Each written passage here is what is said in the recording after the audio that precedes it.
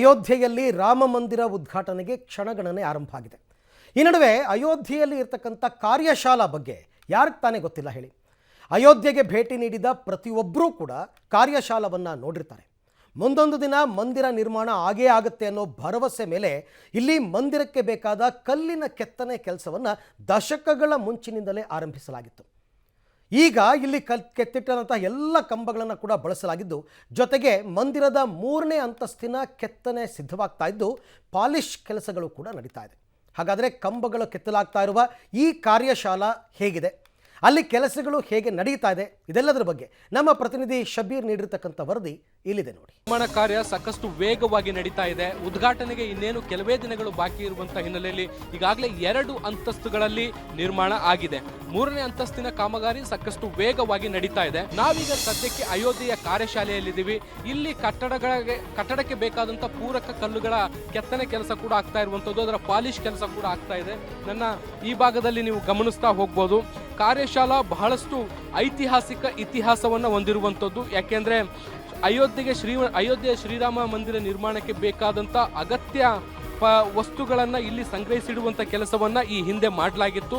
ಆ ಎಲ್ಲ ವಸ್ತುಗಳನ್ನು ಕೂಡ ಈಗ ಬಳಸಿಕೊಂಡು ಶ್ರೀರಾಮ ಮಂದಿರ ನಿರ್ಮಾಣ ಮಾಡುವಂಥ ಕೆಲಸವನ್ನು ಸಾಕಷ್ಟು ವೇಗವಾಗಿ ಮಾಡಲಾಗ್ತಾ ಇರುವಂಥದ್ದು. ಸಾಕಷ್ಟು ಪಿಲ್ಲರ್ಗಳು ಈಗಾಗಲೇ ಬಹುತೇಕ ತಯಾರಿಯಾಗಿರುವಂಥದ್ದು. ಅವುಗಳ ಪಾಲಿಶಿಂಗ್ ಕೆಲಸ ಮಾತ್ರ ಈಗ ಬಾಕಿ ಉಳ್ಕೊಂಡಿದೆ.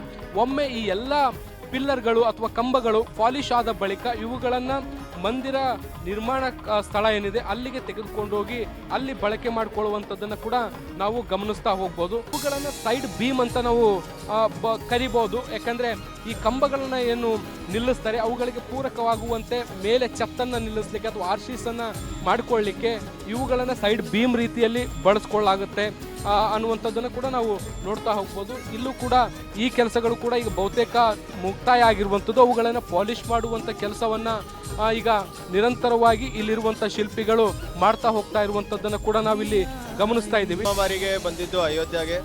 ಇಲ್ಲಿ ಎಲ್ಲ ಇದೊಂದು ಹಿಸ್ಟಾರಿಕ್ ಇವೆಂಟ್ ಆಗ್ತಾ ಇದೆ. ನಮ್ಮ ಭಾರತ ಇತಿಹಾಸದಲ್ಲಿ ಒಂದು ಹಿಸ್ಟಾರಿಕ್ ಇವೆಂಟ್ ಆಗ್ತಾ ಇದೆ. ಇಲ್ಲಿ ಎಲ್ಲ ಪ್ರಿಪರೇಷನ್ಸ್ ಎಲ್ಲ ನೋಡ್ತಾ ಎಲ್ಲ ಒಂದು ಗೂಸ್ ಬಂಪ್ಸ್ ಮೂಮೆಂಟ್ ಬರುತ್ತೆ. ಯಾಕಂದರೆ ಇಷ್ಟು ಚೆನ್ನಾಗಿ ಸಿಟಿ ಎಲ್ಲ ಡೆಕೋರೇಟ್ ಆಗ್ತಾ ಇದೆ. ನಾವು ಇದು ಫಸ್ಟ್ ಟೈಮ್ ಬಂದಿದ್ದು ಅಯೋಧ್ಯೆಗೆ.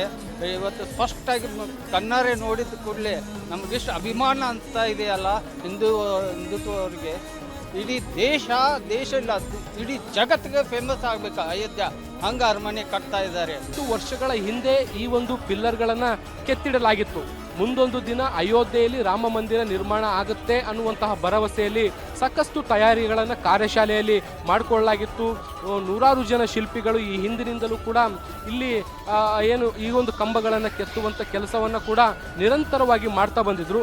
ಈಗ ರಾಮ ಮಂದಿರ ನಿರ್ಮಾಣದ ಕನಸು ಸಾಕಾರಗೊಳ್ತಾ ಇರುವಂಥ ಹಿನ್ನೆಲೆಯಲ್ಲಿ ಹಂತವಾಗಿ ಇಲ್ಲಿ ಕೆತ್ತಿಡಲಾದಂತಹ ಒಂದೊಂದೇ ಕಂಬಗಳನ್ನು ಬಳಕೆ ಮಾಡಿಕೊಳ್ಳುವಂಥ ಎಲ್ಲ ಕೆಲಸಗಳನ್ನು ಇಲ್ಲಿ ಈಗ ಸದ್ಯಕ್ಕೆ ಮಾಡಿಕೊಳ್ಳಾಗ್ತಾ ಇರುವಂಥದ್ದನ್ನು ನೋಡ್ತಾ ಇದ್ದೀವಿ.